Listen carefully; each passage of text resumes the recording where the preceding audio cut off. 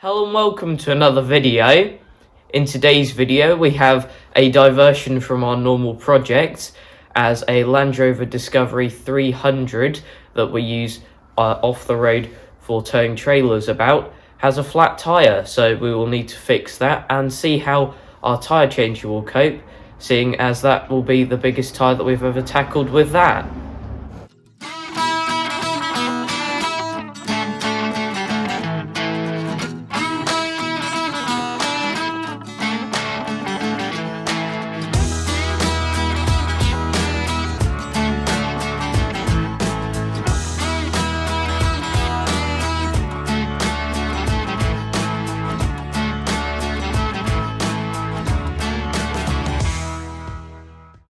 We're around here now with the wheel, and the good thing is only the bottom of the tyre's flat. But some of these will probably be quite tight, so I'm going to probably have to hit the socket on with the hide hammer. We already have it jacked up and on an axle stand on this side, and it's starting to rain a tiny bit, so we want to get this done and get back around to the workshop as quick as possible with the wheel off. But I'll now undo these.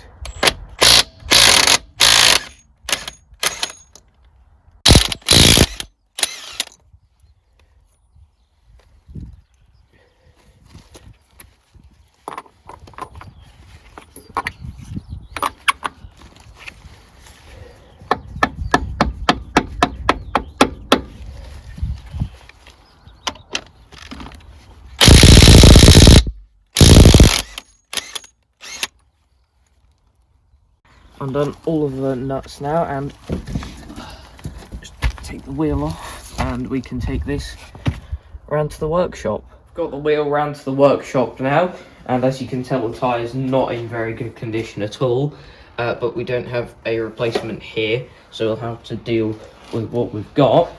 We're going to inflate the tyre a bit and see where it's leaking from. There'll probably be a tiny bit of leakage from the sidewall there, but we'll see where else is leaking. Also, we've got a new tyre inflator from PCL, which is quite a high quality British brand. Anyway, this is just the box. The actual tool is down here, and this will be our first time using it since we got it. So we see how well it works.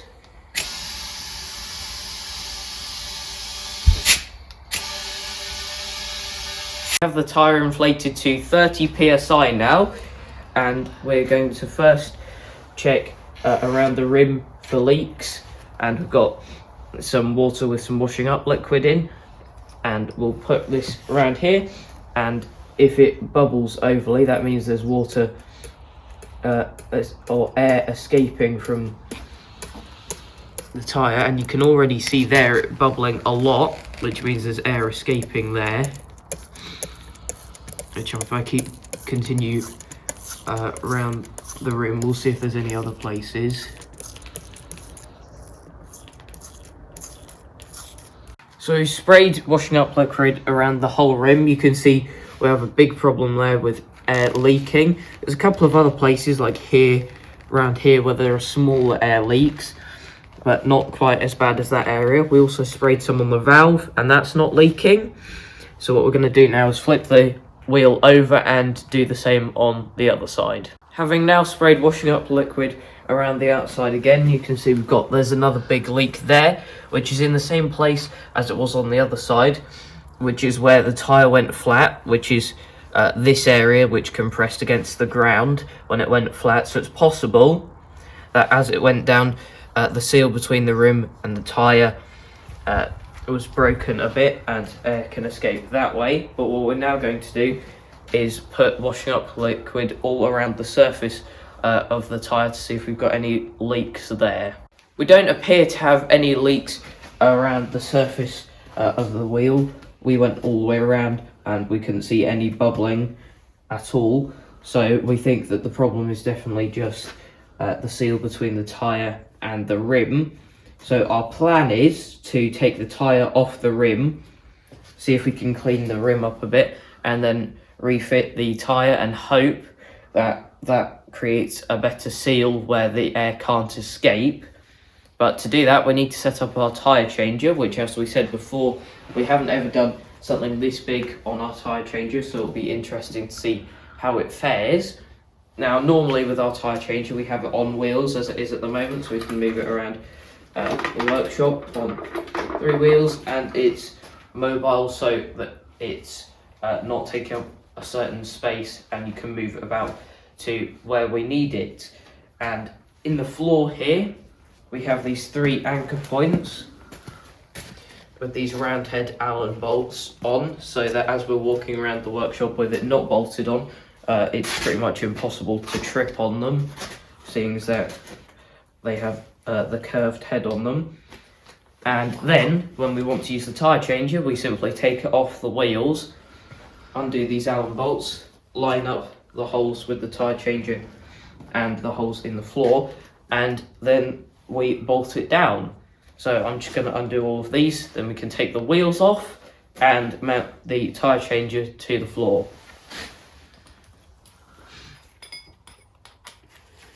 Got the tyre changer bolted to the ground now, and that ain't going anywhere. And we've set up the wheel under there ready to break the bead on the tyre, and we set that up because it's quite tight getting the tyre in there under this part, but now it's all set up. Time to break the bead.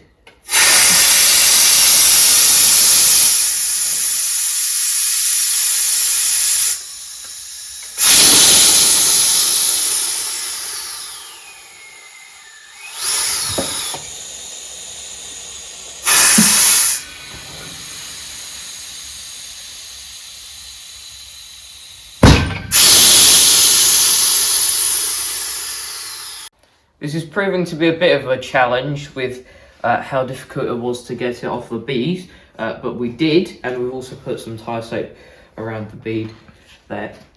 And we've also marked here, which lines up with the valve, so that obviously this won't go back on the road with this tyre on, but at least this way it'll be as near as balanced as it can be, because the tyre will go back on exactly where it came off.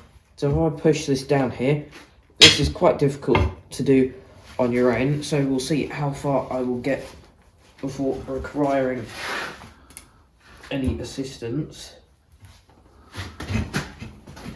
There we go, that's the first bit of it, and then you use the lever and pull this round.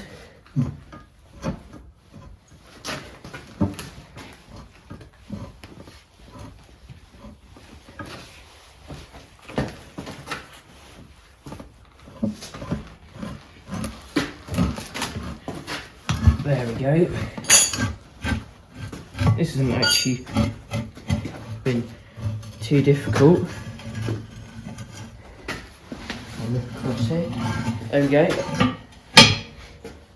This side of the tyre is now over the rim. Now, to get the tyre fully off, we do the exact same process, but on the other side of the tyre, and I've already got the lever in, so I'll just go around and tick this off.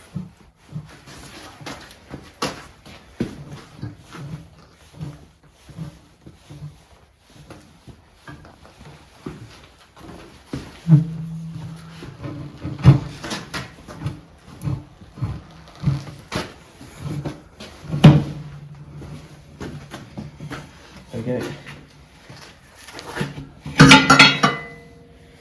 Take the lid out, and the tyre is off. We've begun to clean around the rim. Around here you can see where we've cleaned up, and this bit here we left deliberately so that you can see what it looks like not cleaned up and compared to the area that has been cleared up. So we're going to finish that, and then we can clean up the other side up here, and then we'll also cut off the old valve just to cover all bases, clean underneath where the valve stem was, and put a new valve on. We have the new valve on now, and our tool here, which screws onto the valve there, and then levers against the edge of the rim, came in very handy for doing that. Now it is time to put the tyre back on, which before we do that, we're going to put a thick layer of this tyre soap stuff around here on the tyre to make it a bit easier.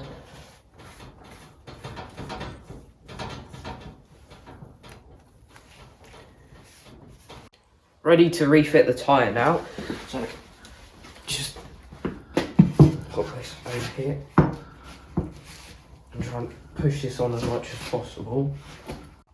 We've got the tyre partly on now.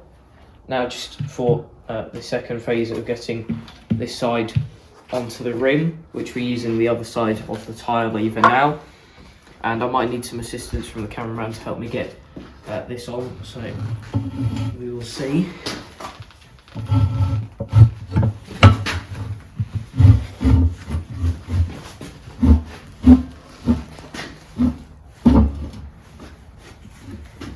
It gets very tight as it gets to this side. Obviously it's straining the rubber quite a lot.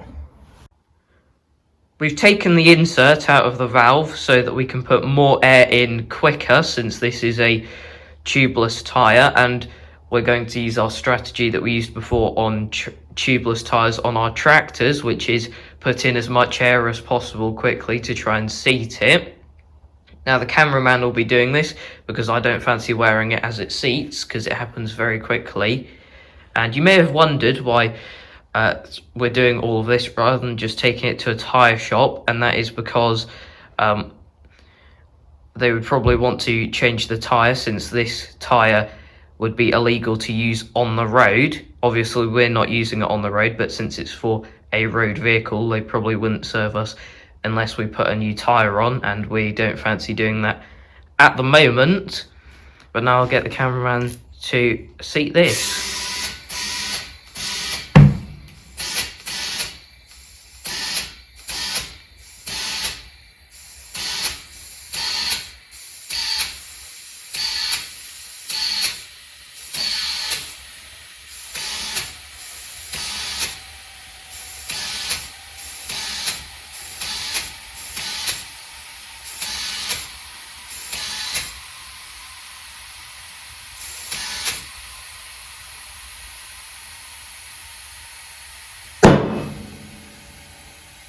There you go. Scary bit done now, and we're going to go around with washing up liquid and see if we have any leaks anywhere now. Hopefully this will have fixed the issue. Obviously there'll be some bubbles to start with this method, because obviously it is washing up liquid. We had to cut there because the technology was failing us, but we've gone around the outside now, and the bubbles that are on there are just from the washing up liquid. There aren't any new bubbles forming from air leaks. Again, we also tested our new valve, that's absolutely fine. So we're going to do the other side now, and once we've tested that, the prize will be to put the centre back in. And I'll just turn this over now.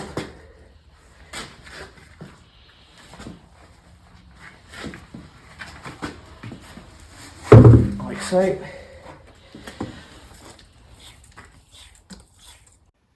We've done this side too now, and I think we have a success because there's no new bubbles forming anywhere from air leaks. So I will turn this back over now.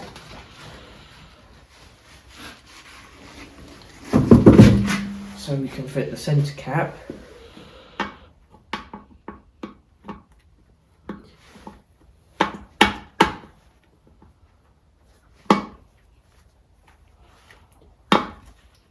There we go, that is in. Try and polish that off a bit. And now we can go back around and refit this.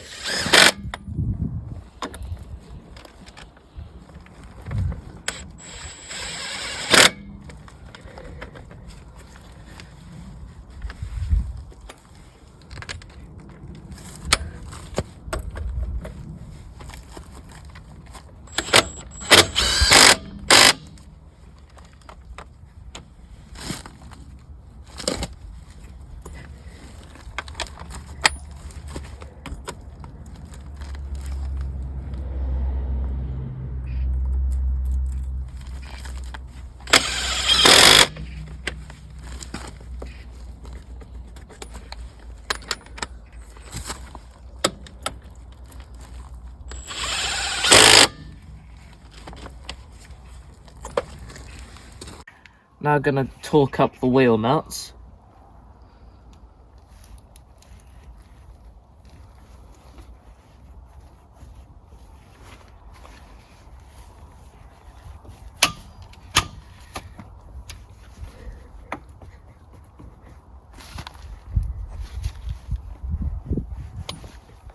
They are tight, aren't they?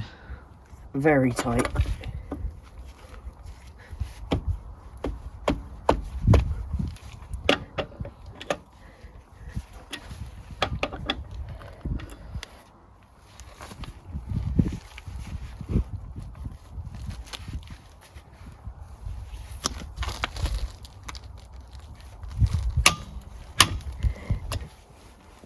The Land Rover is back on the ground now, and obviously we'll check on that to make sure it doesn't go down, but I'm sure it won't. So that is back usable again, and we wouldn't have been able to do this job ourselves without our tyre changer. And as we said before, first time doing a car tyre, doing a Land Rover one first probably wasn't the best test of how it would work with car tyres, since the Land Rover wheels are probably some of the biggest ones we'd ever need to do.